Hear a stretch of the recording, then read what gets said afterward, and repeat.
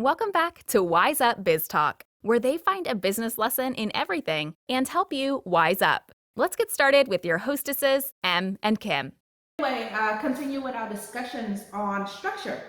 So another point, takeaway, is about liability. Right. So initially, when we first started this podcast, right? So we were going to use our existing business structure and add this on as another source of, I guess, another essential part of the business.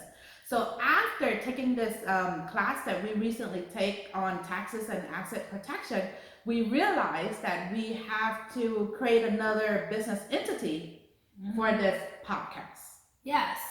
Your podcast should have its own entity. Yes, because you don't know what kind of liability. Because initially we were going to lump two businesses together. So because we don't know, people nowadays sue for everything. Yeah. Like, did you know, which we learned on this thing, do you know that a lawyer sued another lawyer because of a firm handshake? Or do you know that people sue McDonald's because there was too much ice, right? No, they want a discount because they took the cheese off the cheeseburger. Oh, yes. So people are sue happy, and at the end of the day, you can't rely on goodwill to get you through.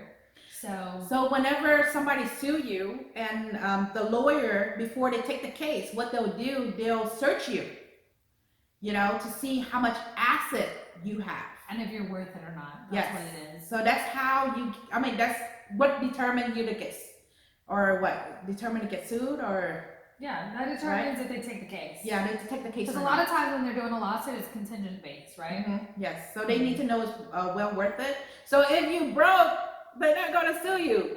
Or less likely, unless it's really negligent.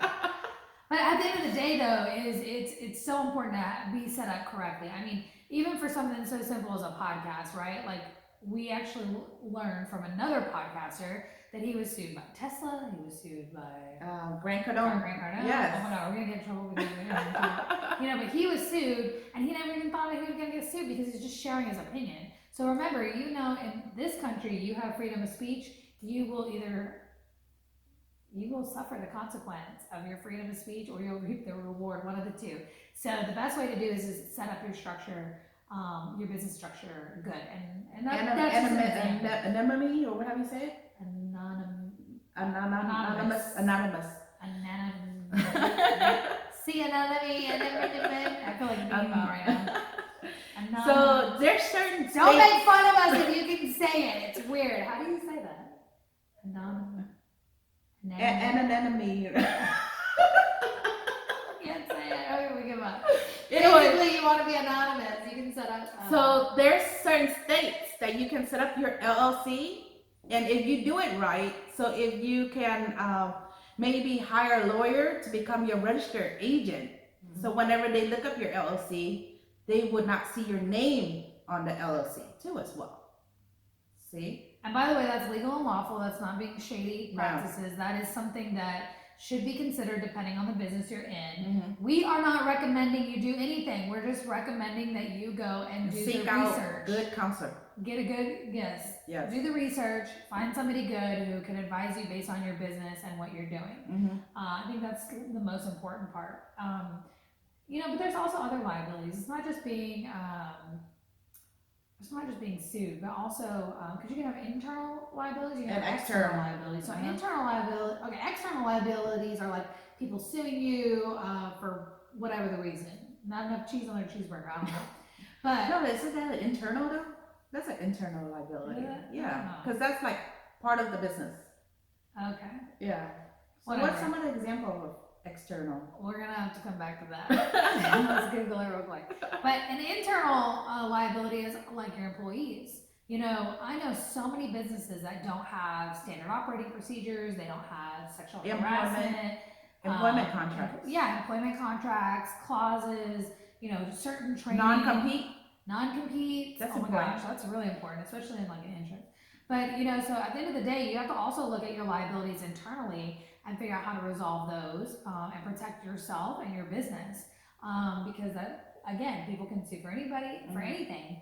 And if you have a lot of assets, So, but also, what was the other key point? The other reason why we didn't link up our podcast under our other business is because if for some reason we were sued on our podcast, it could affect our The other other business.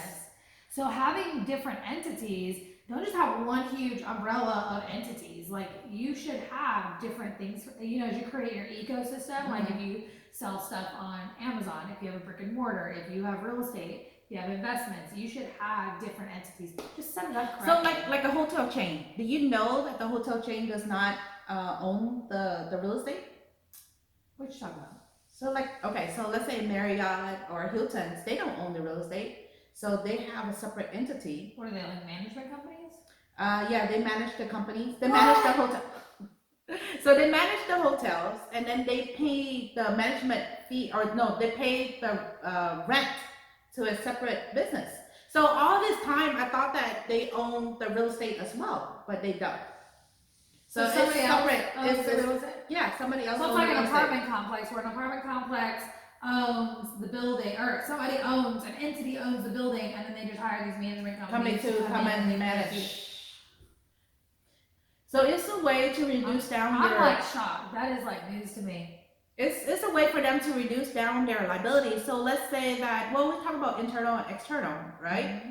So if something happened to the business, it doesn't affect the real estate side. Mm-hmm. So just, So did Hilton and Marriott?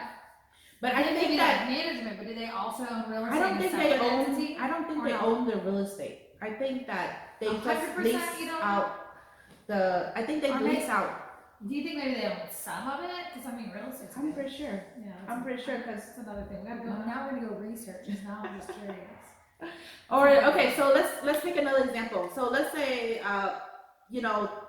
assisted living now Okay. is booming.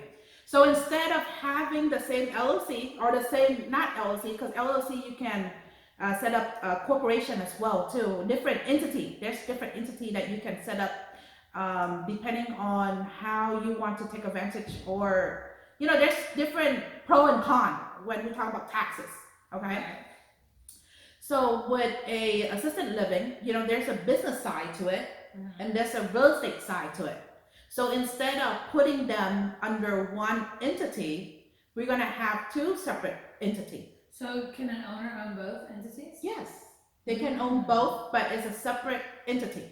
So So- that's something that your attorney or your Can help you set up and educate you on why we need it separately, because let's say something would happen on this side. Let's say if you have it together, okay, and something happened internally and you get sued and you have to pay a large chunk of money out, so you might have to be forced to sell your real estate side to pay for the liability.